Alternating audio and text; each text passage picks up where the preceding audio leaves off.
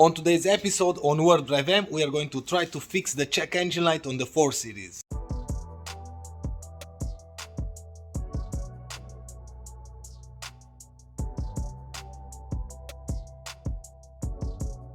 Maybe you know, maybe you don't know, I had a road trip in Europe, around 3,000 kilometers, and when I was in Romania, about 1,500 kilometers, I had a check engine light, and since that day I still have the check engine light.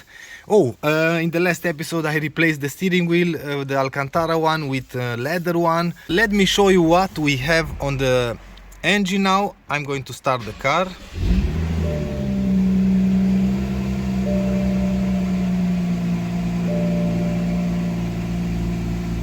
And as you can see in here, the car is on and we have a check engine light. We have 92,000 kilometers, almost 100,000 kilometers, and the warranty will expire. So anyway, let's grab a scanner and let's see what kind of error we have. With the scanner hooked up, you can see that we have just one code on this car. You can see in there it's a permanent code, and we have a diagnostic module for tank leaks, electrical line disconnected. So we have to check first if the line is disconnected, if we have power to the module or not. And maybe if you want to see, this is the error code on hotel scanners. You will see some description how you can check. And before you are going to start using any kind of tool, we have to check in here first. Maybe you can see if your gas cap is not completely locked. It's going to throw a check engine light. It says right on the cap. I've already erased the error and tightened the cap more times, and the same error will come back. So we know for a fact that the problem is not from here. Now let's go under the car to check the module, and the module should be right in here. This is the rear wheel on the right side, and somewhere in here underneath we are going to remove a plastic cover and we will see our module. We can already see the module and the line. This is the line. So we are going to check by following this line. This line goes right up in there, right in there. But everything seems to be fine. We have the plug in here for the module, and this is the module, and this is the canister, of course. So we have to remove this plastic cover. Removing the front two plastic clips in here and in here, this kind of clips. Just pull the middle part out and you can pull the clip completely. You will have an 8mm screw in there, which looks like this. You will have two plastic clips in here and in here, the same as in the front one, and you will have two T30 plastic screws. You have to be careful with these two ones because, like I said, are plastic. This one is out. We have another one in here.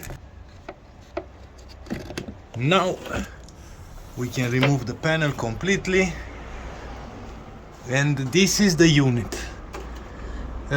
This is just a canister, and this is the module. This plastic thing is the module. There is a sensor inside, and you will have three wires: ground, power, and signal wire. And now we have to put the ignition on and check on the plug if we have 12 volts. Whoa, there was a lot of dirt in there. Okay, with the ignition on, I've plugged two wires into the connector. My cell phone doesn't want to focus today apparently, but either way we have a ground and a hot wire. Just have to remove this pipe from here, these two T20 I think, and I will take the sensor out, the module out. Before you remove these T20 screws, try to unclip this pipe, because you have more leverage because the module is fixed in place.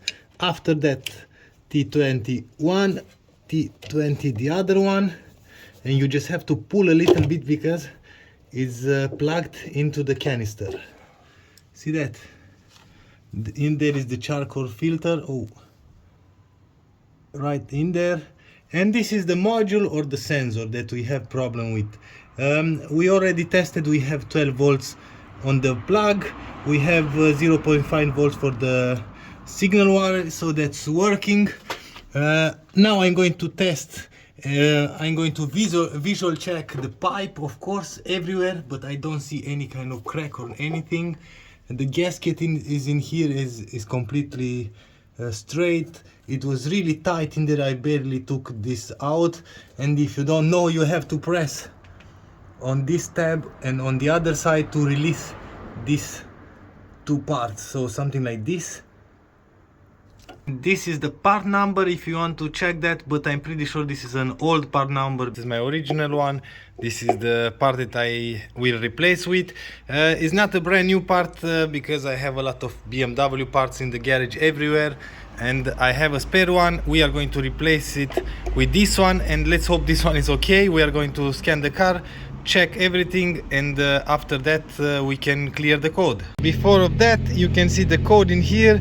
The description, and it was a permanent code with the check engine light. Now let's rescan the car, delete the error, and see. Let's see. The error is deleted, erased, no check engine lights, and we have to read codes once again. Oops, and we still have that.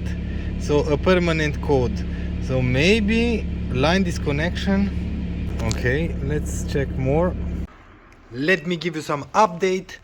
I borrow another one from a friend of mine. I have another one installed in there, and I was keep getting this error, a permanent code, line disconnected or something like that. I think line disconnected, and I thought to myself, okay, that means there is no connection between the DME and this sensor. So I've checked power and ground, and as you can saw in the video, we had power and ground, but I never checked the communication line. And after I checked the communication line, I've noticed that we have 0.5 volts. The communication line will work from 0 to 12 volts. So only when the computer requests the signal or the status from the sensor is going to send the signal to the wire. And I've said let's check the wires and check this out. Check, I hope you can see, check this out. We have a line disconnected. See that? Maybe because of the light you cannot see, but this wire is broken, the communication line. The brown is ground, the white and red is power, and the black and red is communication line. And check this out, I was so close. I've took all the cable out, and I checked everything with the isolation, and I followed, and I noticed like something was not right. It was too big on that spot. Give me a few seconds to peel the isolation out till there as well, fix this wire and plug everything, reset the error, and check once again. All fixed now. You can clearly see on the tape how the cable oxidized. All the marks are in here on the tape. I fixed everything. I'm going to plug it on the module now. I'm pretty sure if I'm going to start the car. Whoa, that's loud. Oh, check this out. It's gone from itself. I have the scanner in here. I didn't even plug it in because the Bluetooth adapter is in there. And the error is clean itself. Basically you just have to fix the wires and everything, and you have no more check engine light. So in my case it wasn't the module, it was the cable. And just like that, we are at the end of the video. The car is fixed. You saw in the video all the steps in order to fix this error and this kind of problem. Everything is working just fine, and I hope you like this episode. If you like this episode, please give me a thumbs up. If you don't like the video, as usual, thumbs down. Until next time, see you later.